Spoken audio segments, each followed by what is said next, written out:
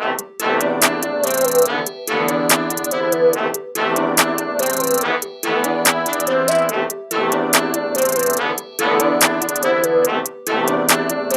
love you, Heartworm.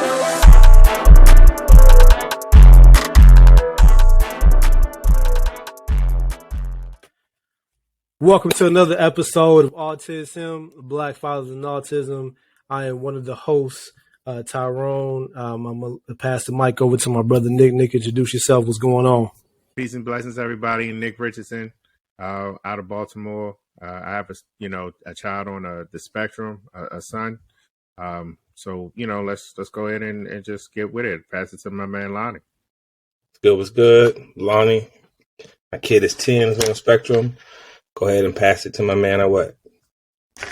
Hey, what's up, everybody? I got a 3-year-old who's on the spectrum. Happy to be here. Happy to share my experiences, and I'll pass it over to Travis. Good evening, everybody. Travis out of Michigan. I have a 6-year-old on the spectrum. Looking forward to sharing my experiences and dropping some gems for you tonight. And again, my name is Tyrone from Michigan. Got a kid on the spectrum, 9 years old. And hopefully, if you're listening or if you're watching, you gain some information or some knowledge from this discussion. So what we're going to be talking about today is we're going to be talking about education. So K through 12, higher education, the whole shebang. And really and truly, when it comes to education, and I'm sure my brothers on the call can attest to this, it's an uphill battle, especially when you have a kid on the spectrum. There always seems to be probably more bad days and good. I hate to say that, but maybe it is in my experiences. And it's always an uphill battle. So I want to pass it off for Nick because I know Nick has, a few things he wants to touch on in this topic. So go ahead, Nick. So like, first of all, I think one of the things that we have to understand when we're talking about children on the spectrum and education, the educational system, is that all children aren't the same. I think we kind of get like labeled or thrown into this box where it's like you're a kid on the spectrum looks a certain way or they act a certain way. And so I think even teachers have this preconceived notion of what children on the spectrum are supposed to be, especially African-American boys who sometimes aren't even diagnosed with being on the spectrum, but are just labeled as bad or negative kids in the class. So I think one of the things that we have to continue to work with the school system on is first understanding who our children are, not just necessarily what they are from a student perspective, but who they are from a holistic perspective and how their autism is affecting them inside of the school system from an academic perspective, but also a social and emotional perspective. And I know people right now in a lot of schools are talking about the social and emotional perspective because we just came off of the pandemic a year or two ago, and kids were at home and they're really focusing on trying to make sure that these children get friends and learn how to deal with one another on a general scale. But I also think that there has to be a push for children on the spectrum or children that's diagnosed with ASD, autism, to be able to make sure that these kids get more attention. And when you're dealing with a classroom, 20 plus students, that can be kind of difficult for a teacher to manage, even if they do have an aide, because you're now, even if it is 24, you're talking about a 12-to-1 ratio with an aide and a teacher in a classroom. So how that child is supposed to receive the services necessary inside of a classroom can be extremely difficult if you know that your child, one, is on the spectrum, they have their diagnosis, and if they even have an IEP, which is an individualized education plan. There's a lot of problems with the classroom. I think about not just the size, but just the environment itself, the noise, the order, the structure. And there's a big push on including all kids in general education. I think that's the right thing to do, given the history of segregating Black kids into special ed and really like throw them away, basically. But I think inclusion is the right step to do, but it got to be supported. It has to be well thought out. I don't think we've figured out yet how to do it well as far as including kids' disabilities, especially on the spectrum.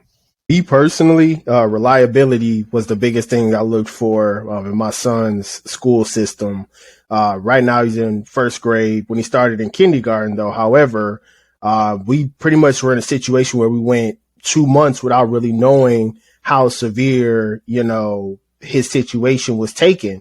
And it was times where, we would be called, but we wouldn't get full clarity. It'd be just that they can't handle him. We didn't get the full clarity until the first parent teacher conference in October, and school started back towards end of August. So it's me and my wife saying, okay, you have both of our numbers. Why are you waiting? And I think on their end, they're more so like they don't want to offend us, especially being African American. Let's be honest. They definitely don't want to upset us, because sometimes there have been results where, we have, been a little upset. But at the same time, you're talking to two educated college graduate parents. We're going to do everything we need to do for our kid. So definitely after we had that conversation, I'll be honest, my son's behavior was a bit rough. A lot of eloping. That is something you will see from your children as they get into school, especially transitioning to a more, I'll say, different schedule, because it's all adjustment. And as we know, autistic children, they're all about structure, and change is very hard for them. So that was something we dealt with a lot. I will say his first grade experience has been much better just because of the IEP. That's been key number one. Also, a lot of texting and, going up to the school to talk to his peers personally to really get an understanding of what needs to be done and how we can help at home. And I think the biggest thing is just making sure that everybody's on the same accord. I preach village a lot. When my son's at school, everybody knows him, whether it be for his behaviors, but mostly because he's a sweet kid and he just wants to be understood.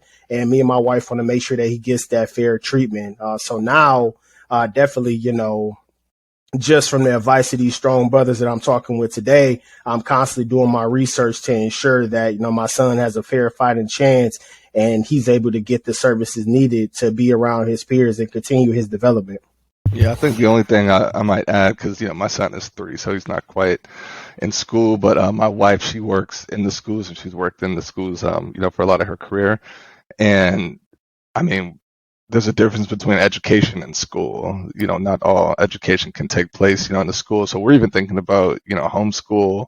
Like we hear these stories about, special needs kids and, these classrooms, and, they're too much, or, they just throw them in a closet, and, you don't even know what's going on with your kid at school. And, so some of that stuff, it's a bit scary if the school isn't prepared to handle your kid on the spectrum. So I think, we're still even debating whether or not we want to send our son, to a traditional, school route, and even do the homeschool route is probably something we're leaning towards.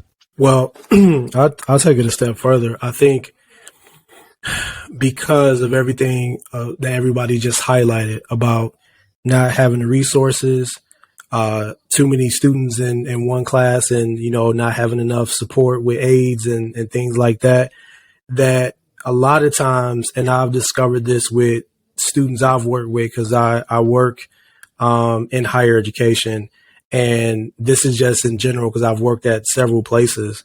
I think what happens is a lot of times they just kind of get by, they kind of skate by, right? And once they get to a certain level of education, they're not equipped to handle the workload. They're not equipped to understand the material. And I see that a lot, and it's not their fault, because they're in a system, and the system is just pushing them through. And then they end up getting stuck, and then they end up suffering the consequences because they didn't have the support from their administration, or the teachers, or, the people that run the school board, things like that. And nobody is sitting here saying that, these are bad people or anything like that, or they don't care about the kids. But I think the thing that we probably notice as fathers is that these teachers they're overworked, they're underpaid, and they're just trying to make it day by day like everybody else. And it's sad because a lot of kids, especially kids with autism, they just kind of get left to the side, and then you don't have a support system at home. And then that trickles over, and it's just a lot of just pushing through. And the kid or the individual ends up suffering in the end. And it's just a sad sight to see. And it happens way too often. What are some, like, I guess, yellow red flags? Because, we're not in school yet, but, I think you guys are further along on the journey than I am. But, just kind of sharing some yellow red flags that, we might want to look out for, and just to be like, okay, yeah, let's pay attention to that, or okay, this is about to, go off the rails. Like we got to step in and do something. I had a similar situation in Trav with my kid when he first started in the first grade. He had to give a presentation about a book, the beginning, middle, end, his favorite part, et cetera, et cetera. I recorded him at home doing it. And so I emailed the teacher, how'd he do? And sent the video. She responded, wow, I didn't know he could talk. Like, school, we've been in school for a couple months now. He's just been sitting to see all this time. And so I was hot about that, and ready to take him out of school, ready to homeschool him. My wife calmed me down. But after that, the teacher was a completely different person. And she knew what she had. He was different. He was on the spectrum, but that he could actually talk, he could communicate. He was just super shy in the classroom, was too much for him. So I think that communication piece, you got to be day one. Here's who my kid is. Here's who we are. We want to know what's going on, how he's doing. Is this environment too much for him? If not, because it might be the environment or it might be your kid. They might not be ready for it. So I say the communication piece, you got to be in front of on day one. Exactly. And then on top of that, if you're blessed to have an aide, that could be a gift and a curse, because my first thought is if my son has an aide in the classroom, that they're giving their all to ensure that he's included, following along, and staying on track. Now, mind you, there are going to be some pinpoints and some hard times. I get that, we're all human, but it is also alarming at times when I do, hear situations where my son isn't doing his work, or, he's just not being included. And then I'm trying to get clarity, and the aide just really can't give me an answer. Just kind of to your point, Lonnie, we had a similar situation towards the beginning of this year where the teacher reached out and said, hey, here's his work for this assignment. We're like, well, is he behind? Does he need to be caught up? She's like, oh, no, we just need to let you know this is what it is. And I'm like, okay, well, our first thought is, if you're telling us to do this, are you doing this to all the students, or is this something, in which he needs to be caught up on? So that communication piece is big. So I'm with you on that one. I think, in my situation, it was something similar. Our son was going through the motions of school, and they have a system where you can check his grades online and, see how he's doing. And my wife and I noticed that he had some incompletes and some grades not turned in, and, some low grades. And then so we started to call because you think that everything is going fine with your child until you realize that something isn't going fine. And then you're reaching out. It's like, what's going on? Just like Travis and Lonnie said, what's going on? Like, tell me what's going on. What I realized is teachers, in my experience, aren't looking to give you information in prevention. They like giving information after the situation has already occurred. And then it's like, here's the problem, versus noticing some of the smaller things and then trying to put preventions in place so it doesn't get bigger. They wait till it gets big, and then it's like, toss you back over to your parents. Why aren't you doing what you're supposed to be doing? Here's the one thing that I think teachers have to understand is that some teachers have to understand, because all of them aren't like this. The parents have jobs too, and parents leave their children in the care of teachers and the school system.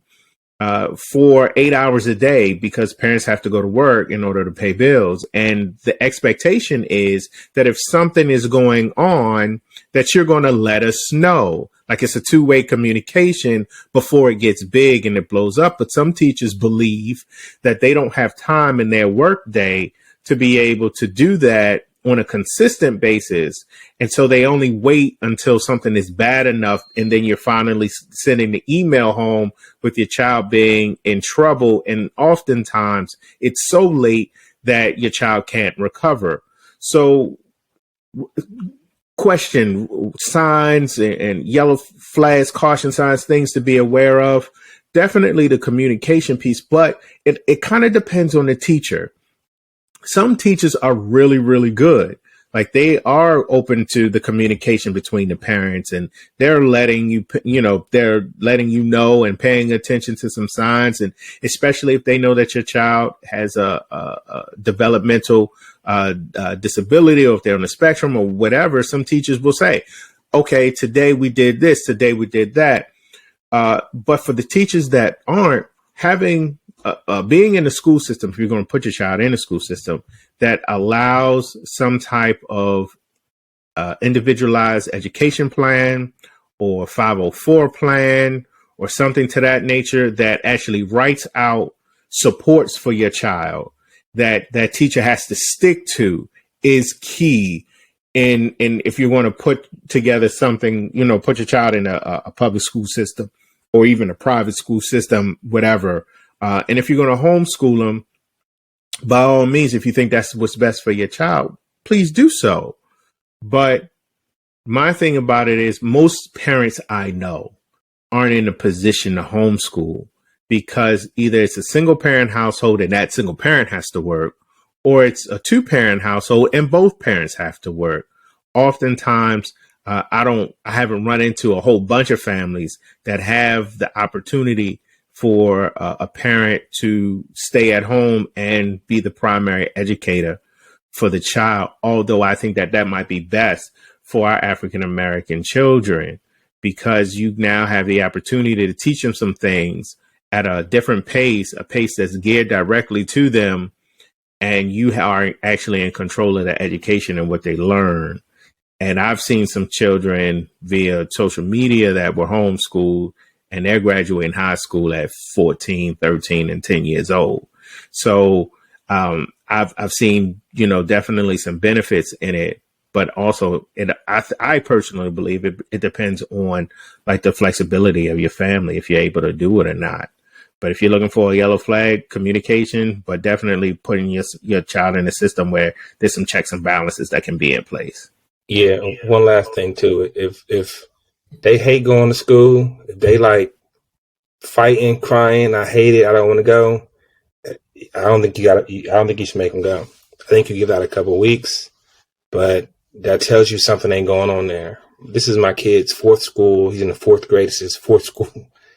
And we were about to homeschool him, but he loves it. He gets out the car, runs to school. He's happy as can be coming out to school. He has friends. And so you want a place to where you feel comfortable, that they feel safe.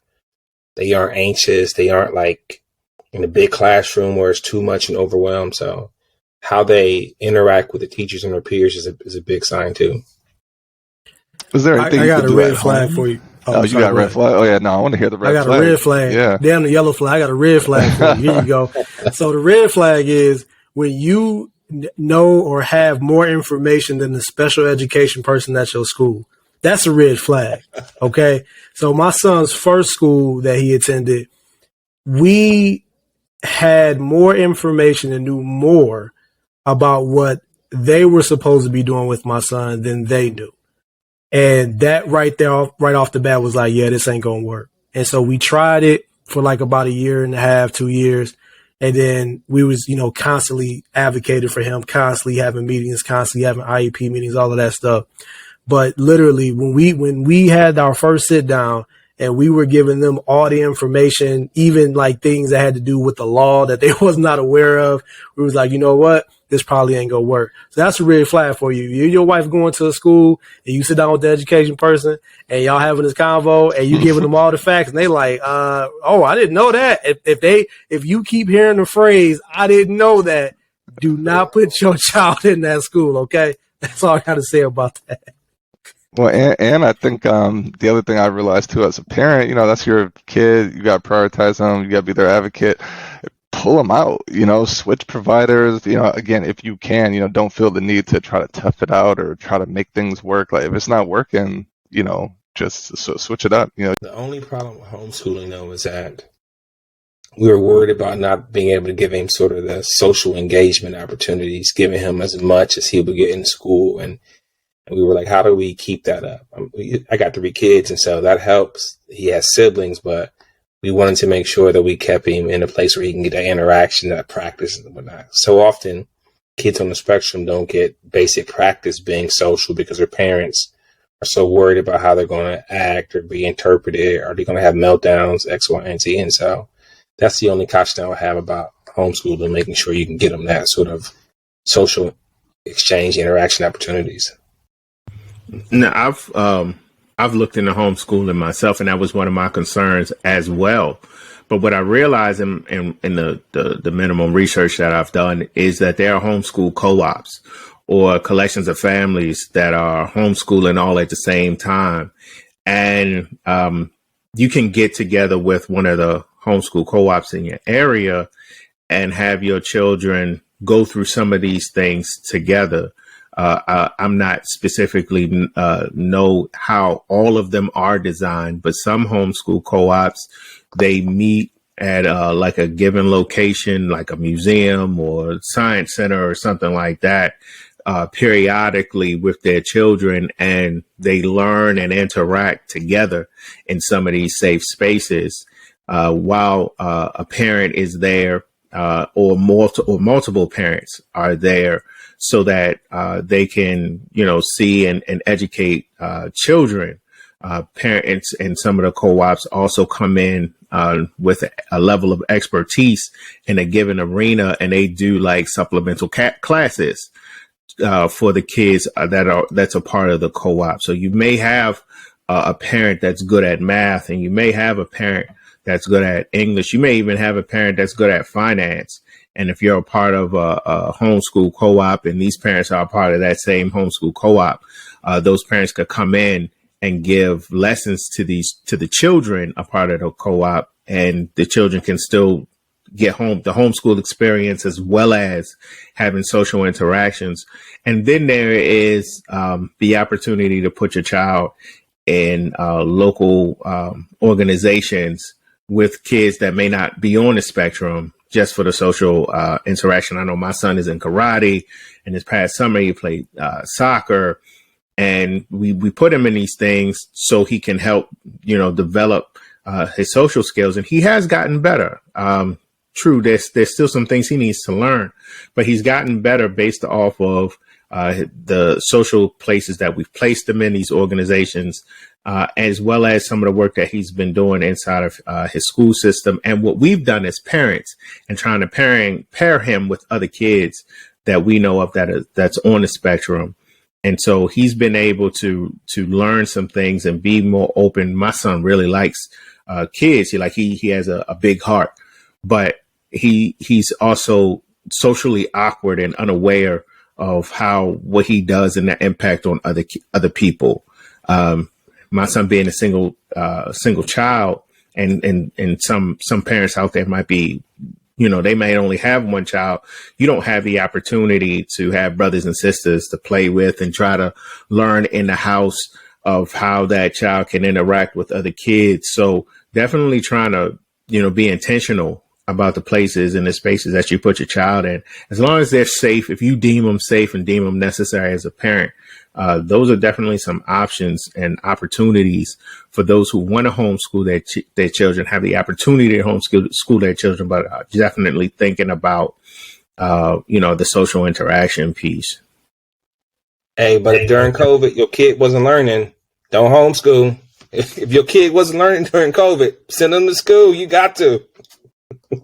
That's why my son is in public school, because when he was having those sessions, it wasn't popping. So yeah, no, that's facts, Lonnie. They were learning how to play video games.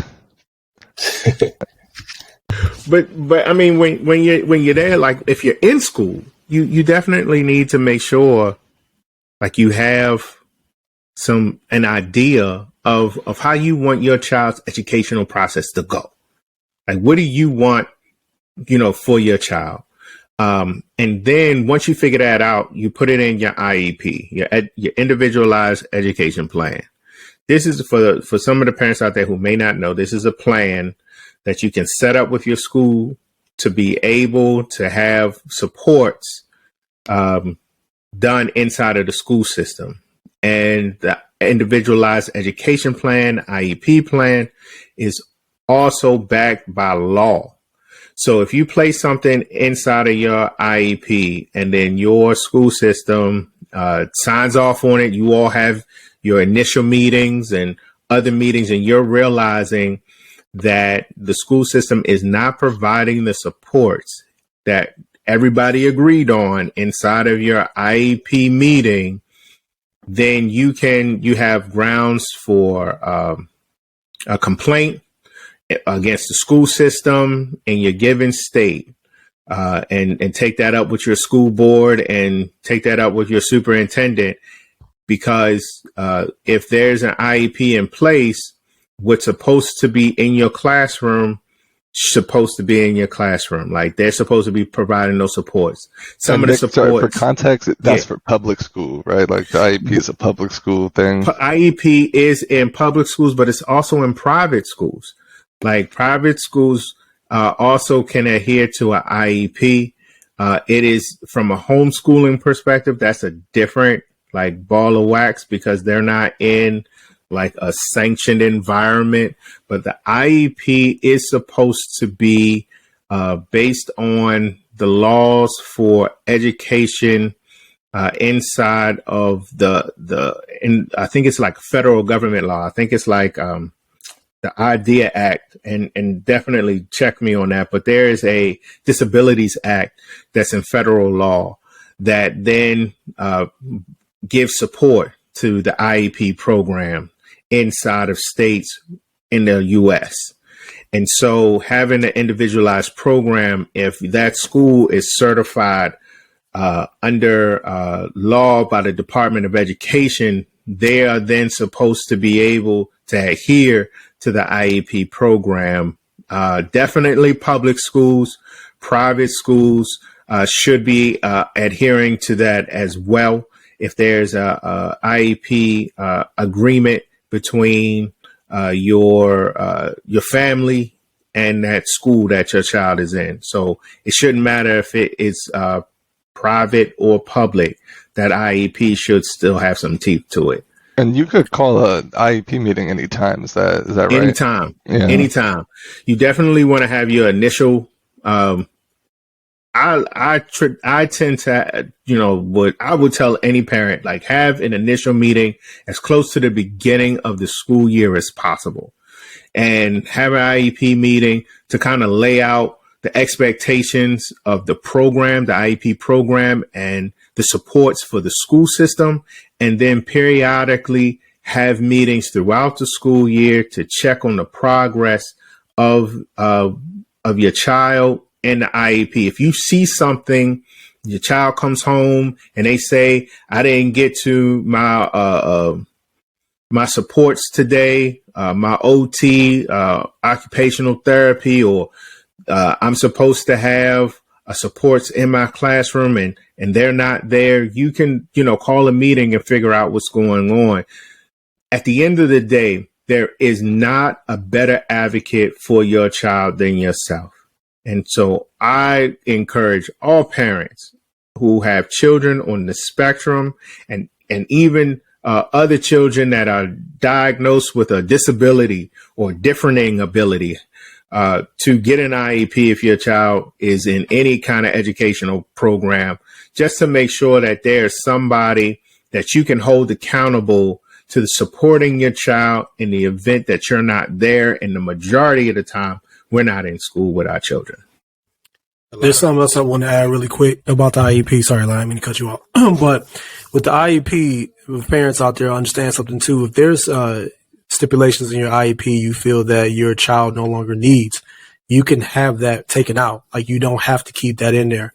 And I have a question for the group, because I was under the impression, because please correct me if I'm wrong, that when it comes to private schools, they're not held to the same legal standards for IEP as a public school. Is that correct or no? That's my understanding. That I think it's a funding issue. It might be different if they do get some federal funding, then they might be liable for the IEP. It's in the IDEA Act, and that act talks about children with disabilities have the right to a free and appropriate education in the least restrictive environment. So, And disclaimer that this is not legal advice, so hopefully nobody out there is going to take this and, try to present as some evidence in a courtroom or something. So yeah, this is not please legal don't do advice. that, because you will lose your case. You will lose, because we are not lawyers.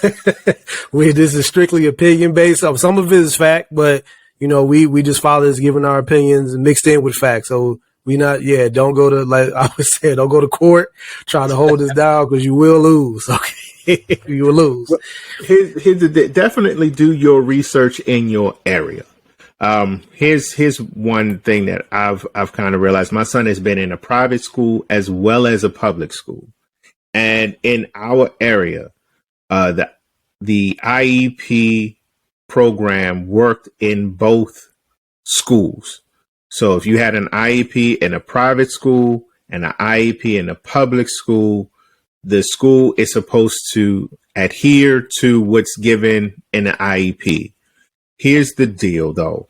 If you're at a private school and they are unable to provide supports for your child, you can always think about, one, moving your child to a different school that can support them, or seeing what they can provide and how the governing body over that school will be able to help support your child in that school system. So even though that direct school is saying, well, we don't have a special education teacher, you can go to the governing body of that school that certifies them, because all schools are accredited in a given way or another, and see what they can do in regards to supporting your child based upon what Lonnie said in that the IDEA Act, because students are supposed to be supported in schools if they have a disability. So I would definitely take it, you are your child's best advocate. So I would definitely, if this is the school that's best for your child and they're telling you, like, we don't have this service and we don't have that service, then they might not be the best school for your child. But then again, you can also take that up to whoever the superintendent is, whoever the chancellor is of the school, and see what actually can be done, because your child still needs to be supported. So I got a question about, more of a comment. The one problem about the IEP is that it is a legal document. And so what happens with special education teachers, they're spending all their day, all their time chasing IEP requirements, chasing milestones, you have to track and keep track of all the things in the IEP to make sure that you're doing them. So it ends up being a significant amount of paperwork. And so it's a very cumbersome and problematic position to be in. That's why special ed is such a high turnover, because it's all IEP paperwork. And the problem is you end up doing the documentation component, not necessarily the intervention. And I'll admit this, the thing that I did wrong when my kid was in public school, we only had this IEP meeting once a year. I never thought to go back and do it more than once. And so, Nick, you sound you be going hard in the paint. How often do you go in there? We're in our first quarter of the school year, and I've already had 2 IEP meetings. Understand? And I got another one coming up. Yeah, and in the next like month or so, we're gonna have another meeting. Here's what I realized. There are so many different like entities that use testing for the 3rd grade for future positive or negative accomplishments for children inside of this country. The third and fourth grade are like huge indicators of success, depending on, what testing is done. And I can't afford for my child to be, thrown in whatever negative pot society wants to throw them in. So listen, if y'all not going to do your job, please understand, I will find somebody who will, or y'all going to get in trouble, because my wife and I, we can't afford to not advocate for our son. And so I'm not sitting there saying that everybody's going to has the same energy. I'm not even going to say everybody has the same energy about education for their children as I do. But if you don't fight for your child while they're in the school system, like, the school system will not fight for your child. And their expectation is that mom and dad, or mom or dad, and whatever your situation may be, is going to come and do the advocating. Because, oftentimes that you have school systems that they're not going to do it. You have teachers who feel, like it was mentioned earlier, like they're overwhelmed. You have schools that don't have the appropriate staff, or the appropriate services or supports, even though they're supposed to. You have one special education teacher that's covering 4 schools. Like, how can you then expect a child to be able to get the supports? So it's definitely a lot of factors that go into it. But as a parent, if you're not going to go hard for your kids, I mean, who are you going to go hard for? I got another red flag for you. So another red flag is if you, a couple months go by, you go to parent-teacher conference, and your kid starts stimming, and then the one of the administrators say, "Oh man, your kid is such a good break dancer." That's another red flag for you. So I'm just telling you, that's another red flag for you. I didn't say it happened to me. It didn't happen to me. It happened to somebody I know. So I'm just saying, that's another red flag for y'all. That's an excuse to get smacked. That's what that is. Yeah, they gonna see this backhand. What? Breakdancer? What? Yep. So you talk about the different meetings. According to Pathfinders for Autism. Any parents out there, look it up. This information should be available on their website. There are different types of IEP meetings, and according to them, I'm just going to name a couple. There's a screening meeting that helps the team evaluate data, including your report card, to determine whether or not your student has a disability that will impact their education. There are periodic review meetings that a parent or school staff can call throughout the year, and those periodic review meetings are different than your annual review meeting. So there should be at least a review meeting once a year on your school, on your child, for that the IEP process, and make sure that your child is meeting the goals inside of your IEP. And then according to Pathfinders, there's some other meetings that you can have, but one of the ones that kind of jumped out at me is the 30-day review, which is supposed to be held 30 days into a new grade at a new school or a new placement for IEP. He was dropping some gems. So definitely look at Pathfinders for Autism. Hey, But the one thing to mention about the IEP, though, the main criteria, though, is just because you have a disability doesn't mean you're eligible for the IEP. The disability has to impact your education, your learning. And so they'll do screening and testing to verify that your child is behind or not performing to where they're expected to perform. If you meet that criteria, then they would go through the screening process and therefore initiate the IEP. So, and in that case, if your child needs supports and it is not affecting their education, as a matter of fact, I just learned today that they may qualify for the 504 plan. And depending on your area, from what I understand and the knowledge that I've picked up, depending on your area, that 504 plan may have bite and it may not have bite.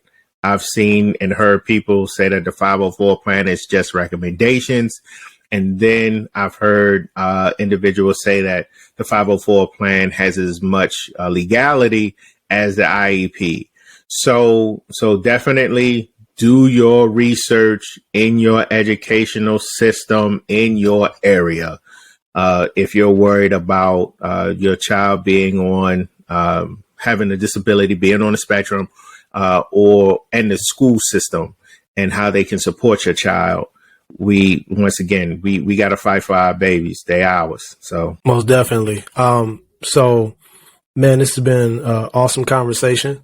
And like always, man, you guys are definitely out here teaching and educating. And so before we wrap this up, man, anybody got anything they want to add? I would just say, this is my kid, again, fourth school in the fourth grade. And so right now it's going well. We get statuses every 6 weeks. There's a constant communication, emails, all these things. I even sent them some of his portfolio when school started. I said, here's the work my kid's doing at home, addition, multiplication, subtraction, division, all this stuff.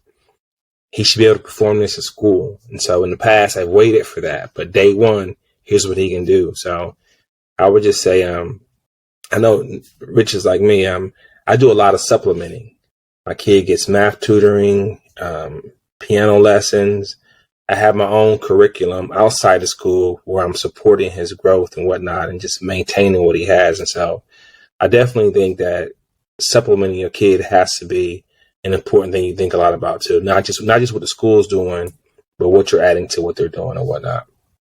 Yeah, that brings me to the point I was going to add was, home training. Like what are you doing at home, outside of school, or what are you doing at home to prepare them for school? And I know like different things and different components of school can be pretty overwhelming, for a neurodivergent individual, like recess, lunchtime, some of that stuff.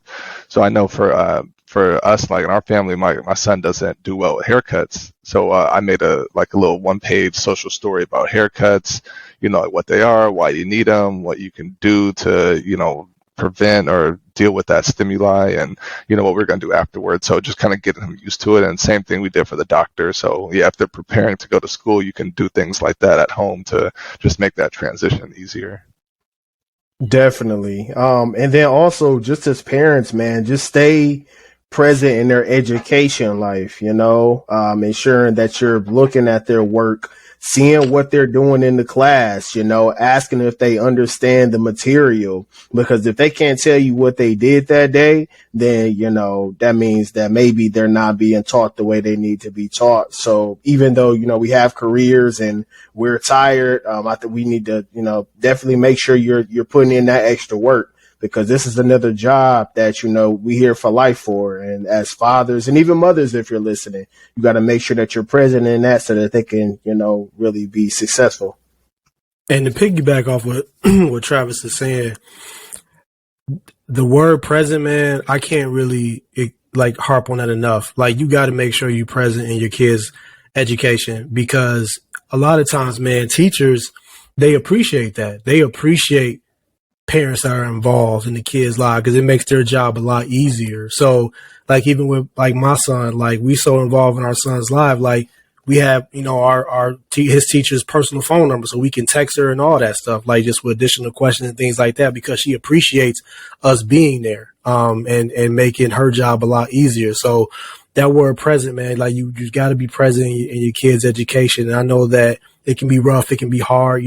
Everybody got lives. Everybody got to work to survive.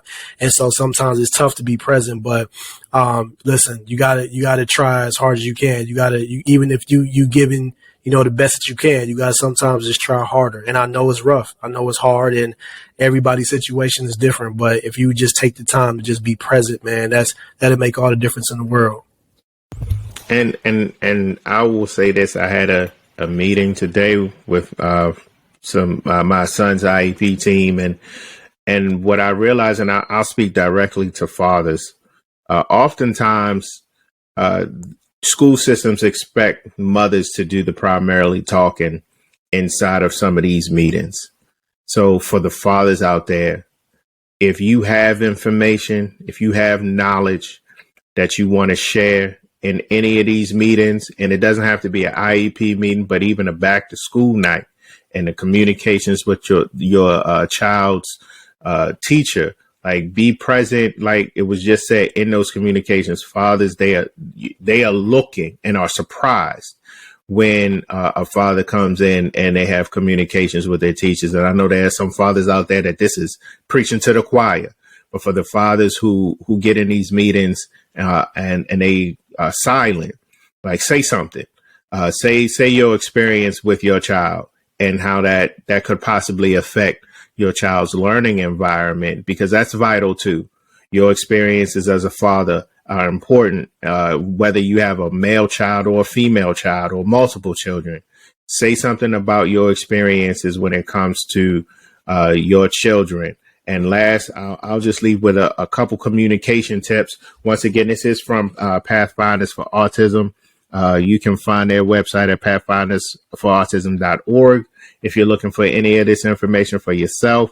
But just to real quick, if you're talking to your teacher, so when you're talking to the teachers, a couple tips: avoid vague terms like good and bad. Instead, ask descriptive and more specific behavior. So if they're just saying your child is good, ask them to explain a little bit more. Definitely set priorities of what you want to have your conversations about when it comes to talking to your teachers. Understand that your school really doesn't end at the time that bell rings, that you need to reinforce anything at home that you're learning in school. So take that under advisement. And there's some more tips, but the last tip I'll say is be positive. Your communication and how you come off with that communication definitely increases that two-way communication between the family and the school. So if you can be positive, but be positive until it's not time to be positive. And if you need to have those times because your school system isn't active right, then do what you need to do for your child. Last thing I'll say is ask questions too, because it's a significant amount of vocabulary, scaffolding, summative assessment, formative assessment, IEPs, 504s. There's a whole different vocabulary out there when we talk about special ed. So you got to ask questions. You got to educate yourself on it. All right. And that's a wrap. AutisHim, Black Fathers and Autism. And we out.